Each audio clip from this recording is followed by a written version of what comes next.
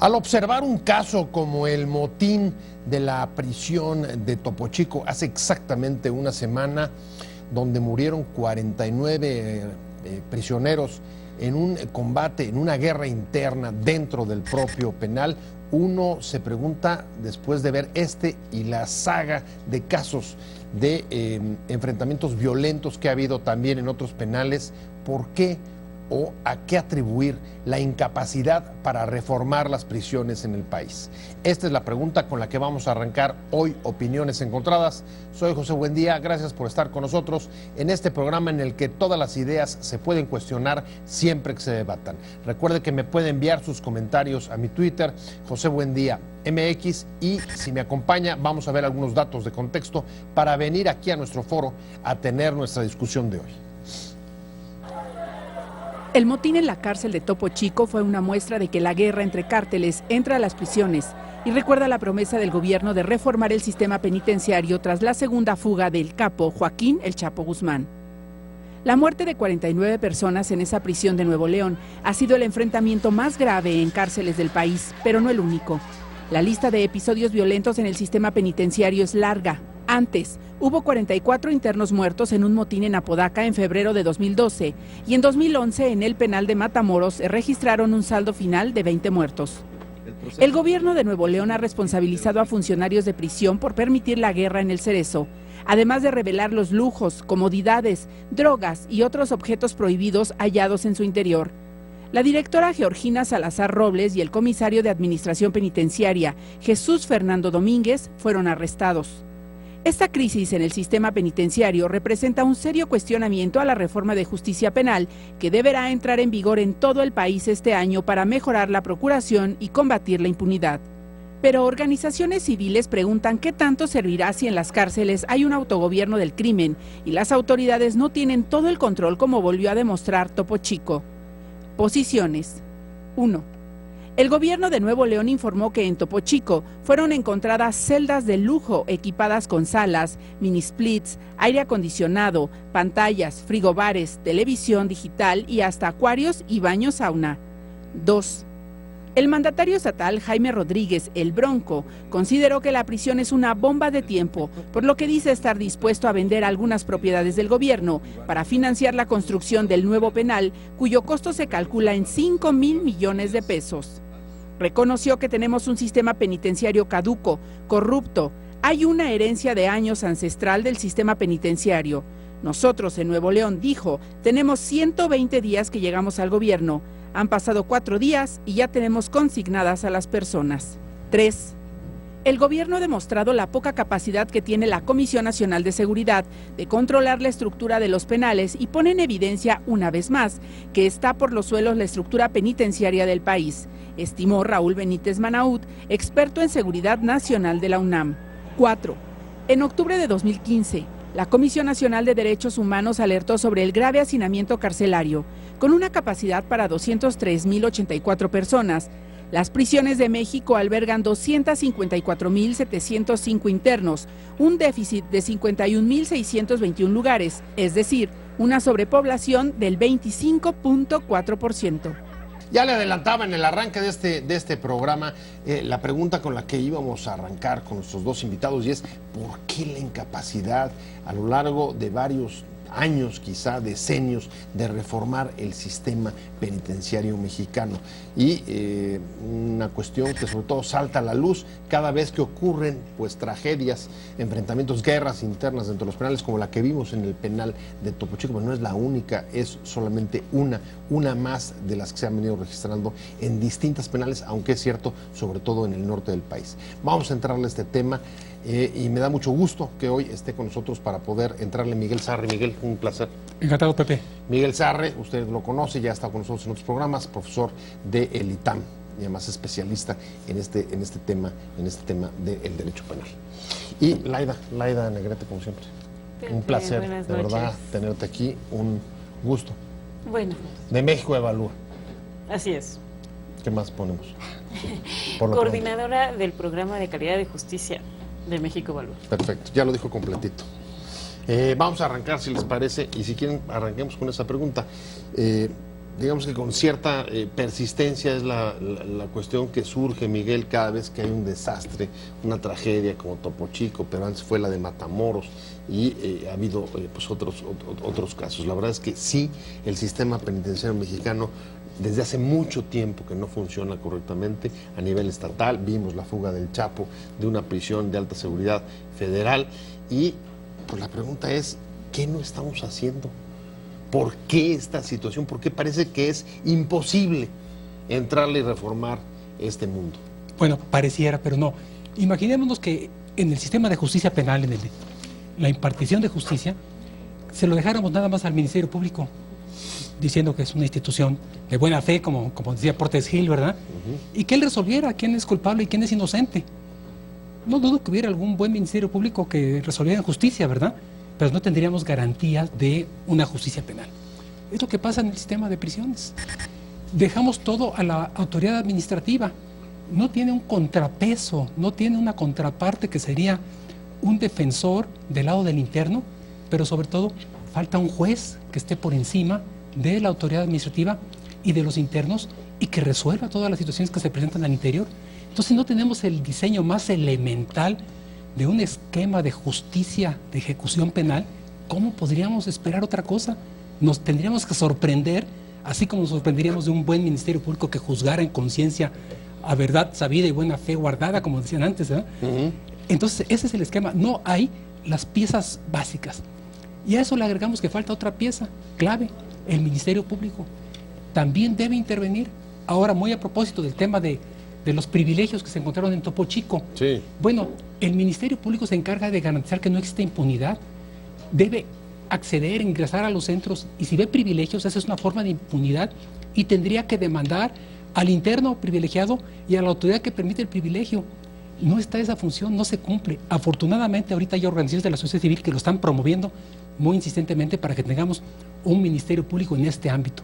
Y si reacomodamos las piezas, no estaremos hablando de los mismos términos, de los mismos temas dentro de algún tiempo. A ver, si traduzco a Miguel, tenemos casi más o lo que podríamos aspirar con el sistema que hoy hay. O sea, con nuestras leyes, con la falta de elementos que acaba de señalar, no podemos aspirar a tener otra cosa que lo que tenemos, es decir, Topo Chico, Matamoros, etcétera. ¿Coincides? Cierto, porque hay que vigilar al carcelero, ¿no? Y esto de lo que hablamos es que pueda haber un juez al que se pueda acudir y demandar cuando hay una falta por parte del Ejecutivo, pero también que la sociedad civil pueda representar a esta población vulnerable. Entonces, esos elementos están ya en un anteproyecto de dictamen, en una ley que está congelada en el Senado y que quisiéramos avanzar porque justamente se le ha dejado manga ancha al Ejecutivo, tanto al Ejecutivo estatal como al federal, y lo que sucede es lo que tenemos ahora.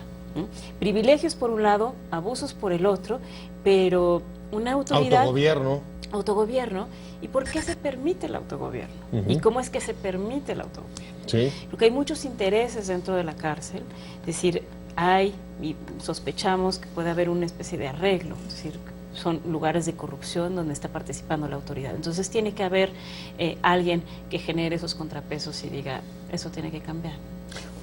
Ahora, ¿qué explica, Miguel, que, como dice Laia hace un momento, tengamos 3 años congelada esta ley de ejecuciones penales?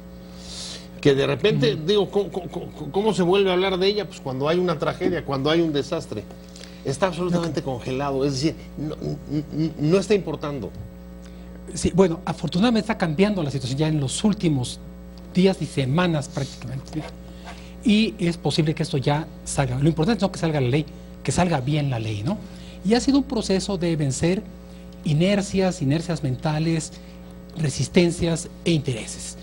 Un proceso muy parecido al que se dio con el nuevo sistema de justicia penal. Había una resistencia antes, decían que es un modelo extranjerizante y no sé cuánta cosa, ¿verdad? Y ya fue logrando su reconocimiento. Algo políticamente correcto, el nuevo sistema oral, pues fue precisamente el filme de Presunto Culpable, ¿no?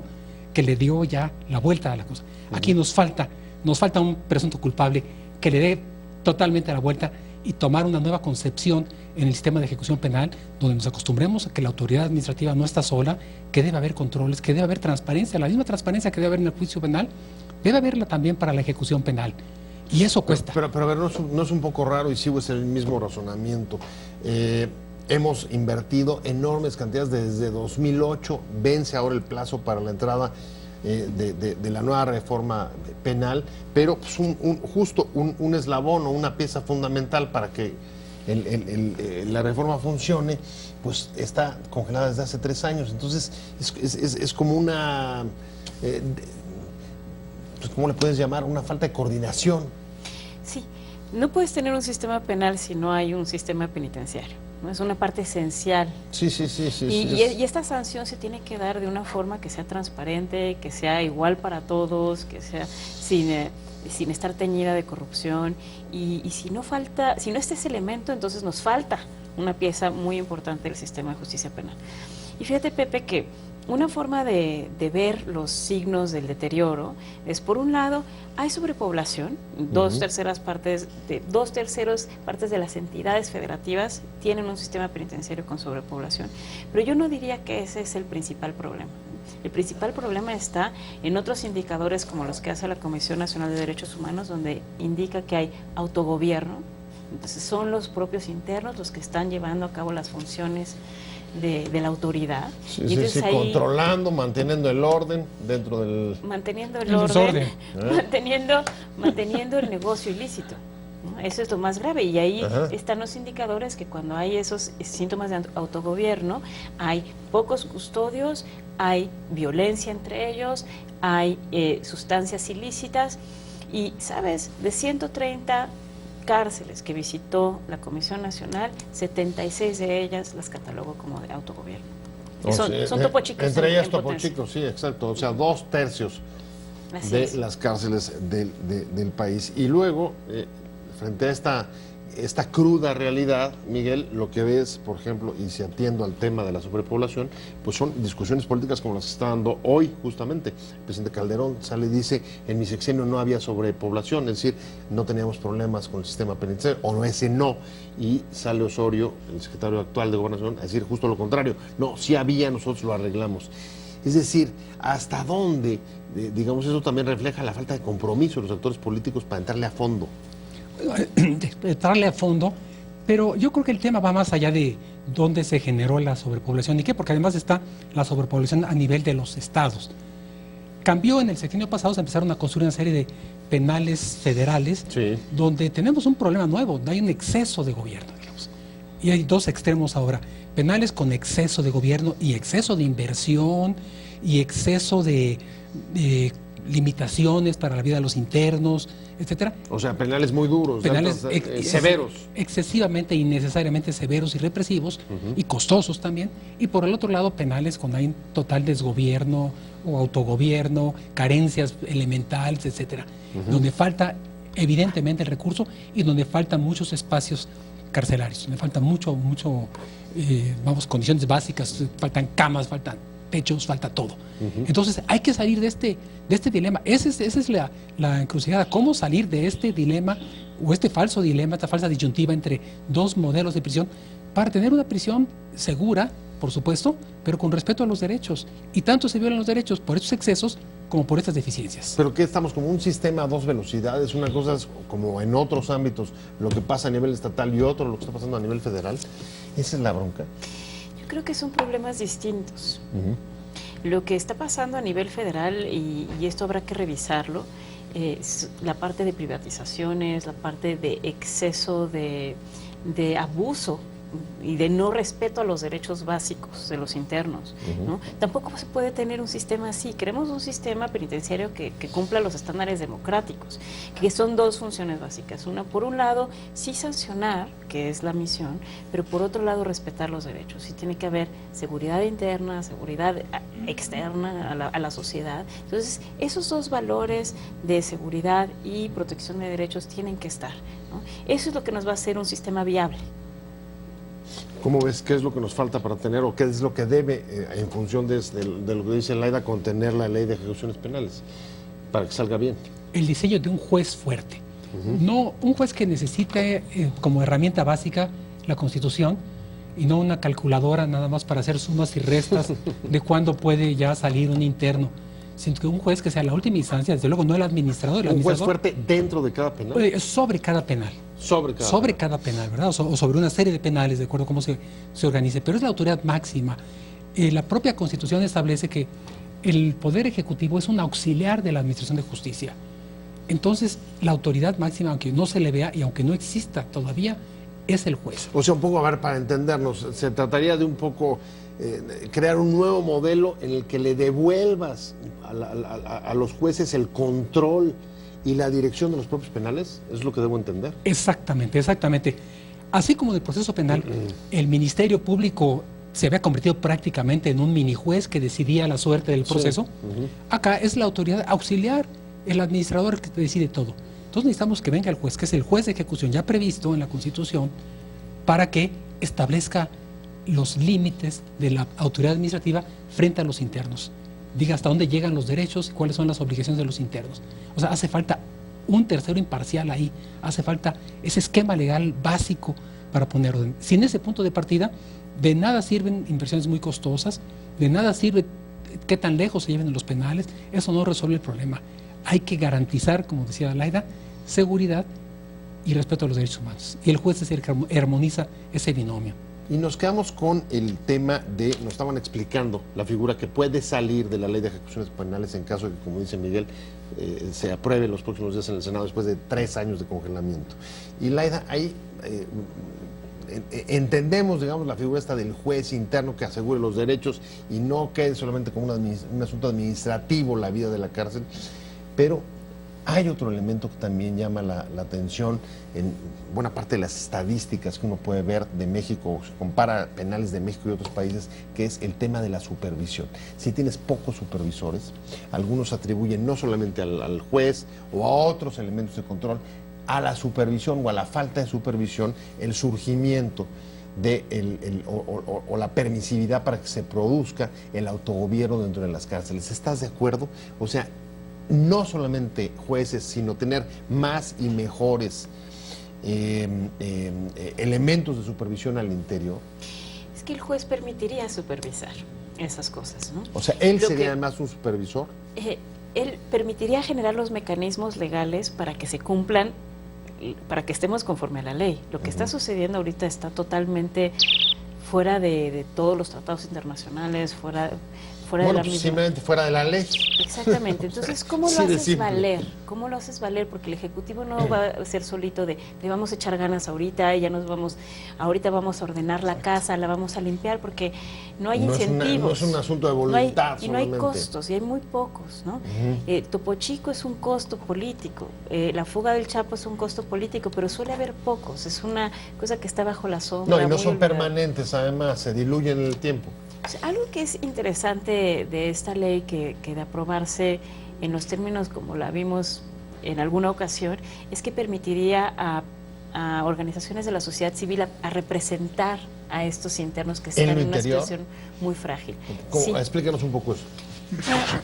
Alguien que vive dentro de una cárcel está en una situación de vulnerabilidad extrema. Entonces, si lo están explotando, lo están extorsionando, está su vida en peligro, muy difícilmente va a tener ganas de combatir la ilegalidad o la irregularidad. Te reducen, porque lo neutralizan, porque su vida está en riesgo.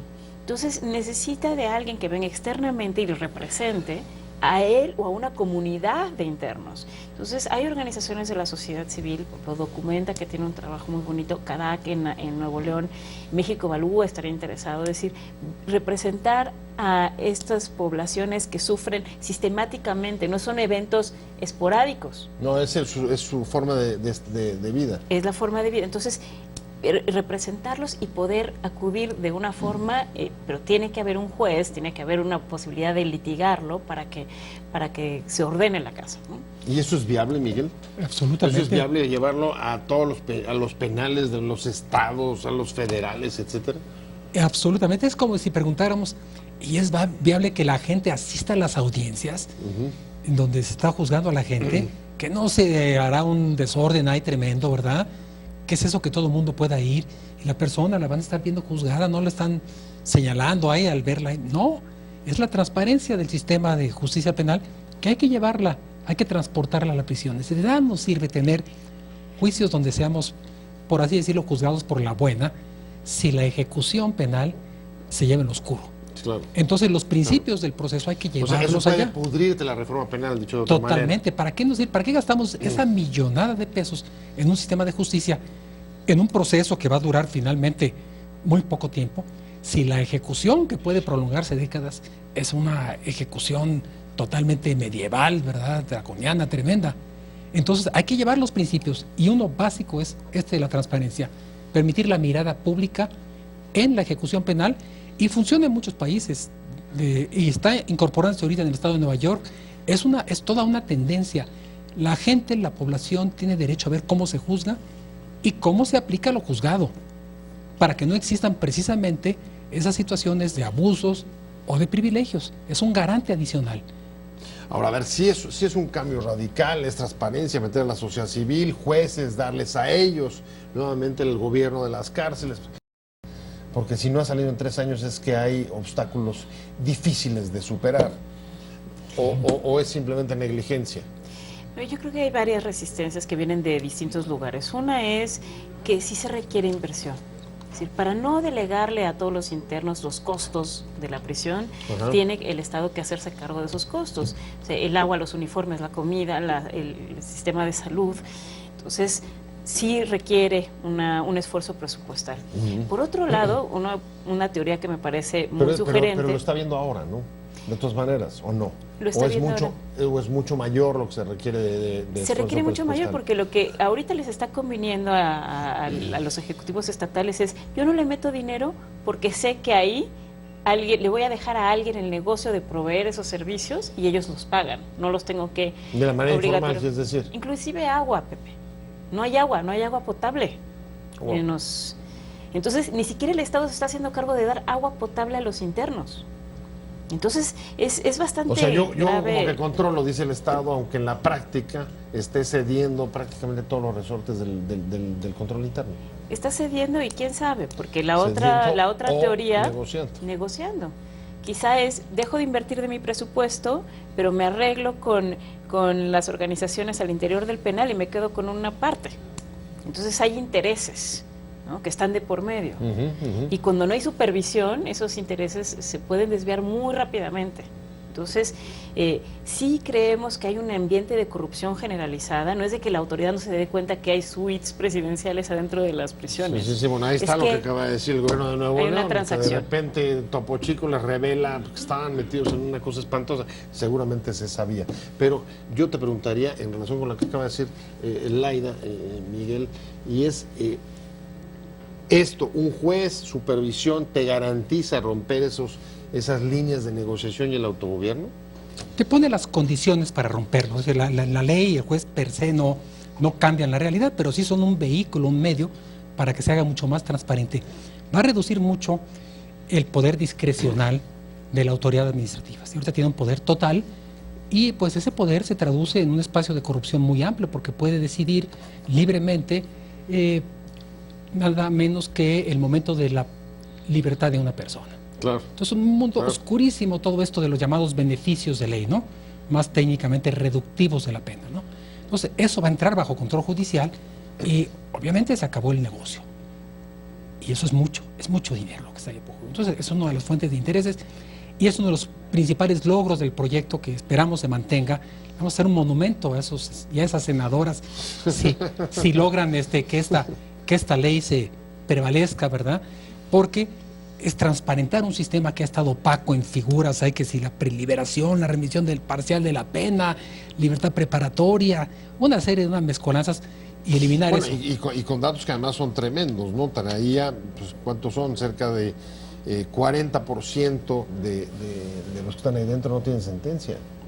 Sí, y sabes que quiero apuntar también a un lugar de responsabilidad que no está del lado de las autoridades, sino del lado de la sociedad, que es: tenemos que dejar de pedir que todo vaya a la cárcel, que cualquier delito amerite cárcel. Entonces, no puede ser que por un choque ¿no? Y hay un accidente, queremos que el conductor que atropelló a alguien vaya a la cárcel. Eso por un delito menor, un hurto. Entonces, esa parte sí requiere de empezar a verlo de forma distinta.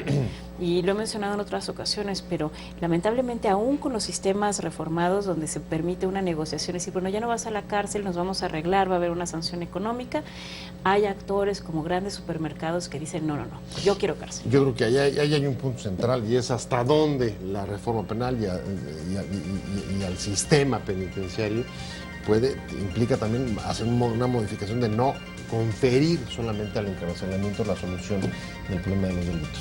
Encontramos aquí ya un punto de vista divergente, Miguel Sarri, respecto a el papel de la prisión o el modelo que finalmente confía en que la prisión readapte y resuelva problemas de la justicia. Sí, bueno, es que yo creo que nos ayuda mucho, y para eso parece que esta mesa está hecha para esto, ver el problema penitenciario como algo bien delimitado. Es decir, tiene relación con el problema penal, es la parte gris de la mesa, ¿verdad?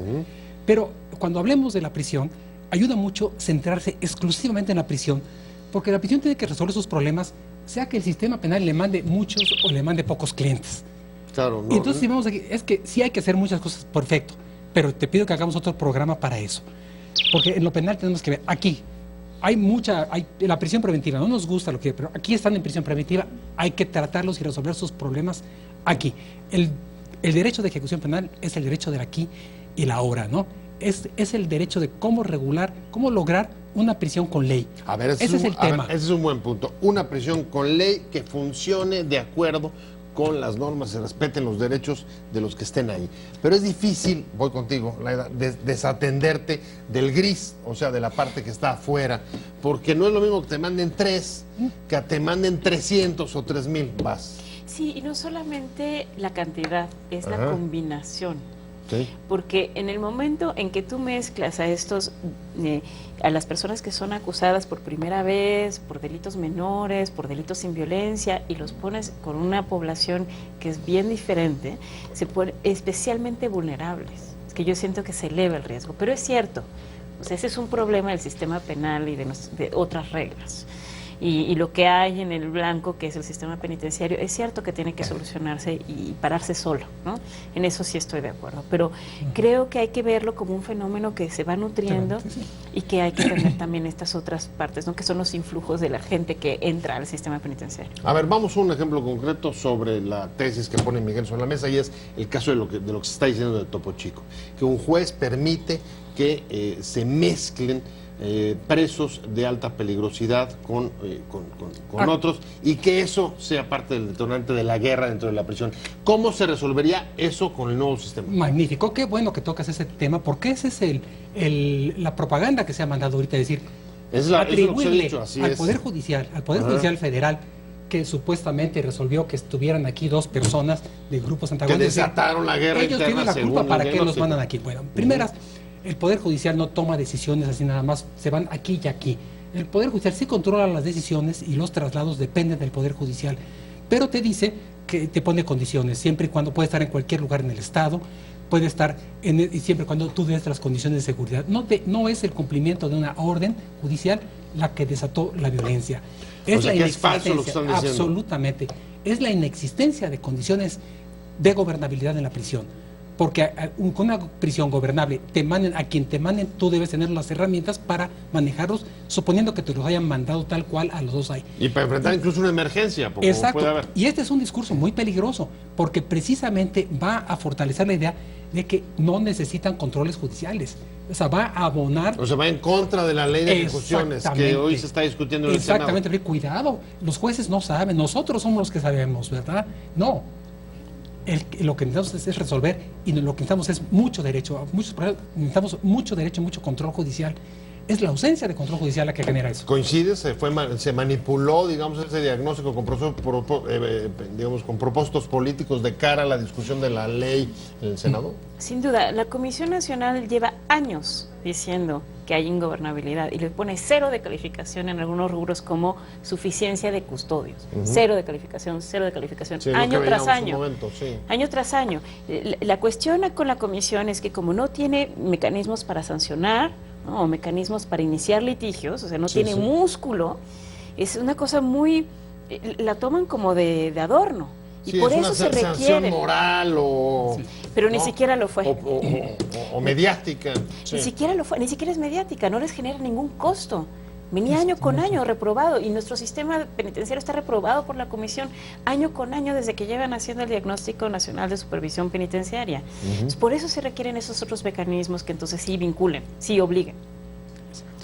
Y es la resistencia a los mecanismos. Y otro cambio bien importante aquí en la zona blanca de lo penitenciario que trae la ley, es un cambio fundamental. Pasar de la visión de los internos ya no serán ahora objeto de tratamiento, sino sujetos de derechos, es decir, una perspectiva de derechos humanos. Aquí hay un régimen de derechos humanos donde hay derechos que se conservan, derechos que se restringen, derechos que se adquieren, pero ya no están sujetos a una corrección, a una enmienda, a un propósito de rectificación de sus vidas, aspectos que son más de la moral que del derecho. O sea, estamos dejando de lado todo el tema de readaptación que ha sido, digamos, cierta justificación durante tantos años.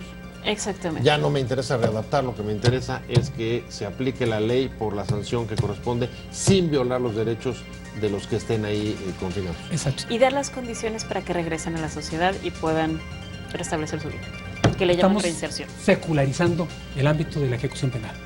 Muy bien, pues se me fue el tiempo a mí, con esta última frase me quedo. Muchas gracias, Miguel. Al contrario, Miguel Pepe, Sarre, gracias. muchas gracias por haber venido. Laida Negrete, muchas gracias. Muchas gracias a Gracias, ambos Pepe. por haber venido en viernes a meternos a este tema de las pensiones. Pero era el primer aniversario, primera semana desde que se ocurrió lo de Topo Chico, y hoy es un tema que hay que subir a la agenda pública justo porque está la discusión en el Senado. Vamos a darle seguimiento y ver cómo sale, si sale bien. Miguel. Cómo no, y el pésame a las familias de Nuevo León. Sí.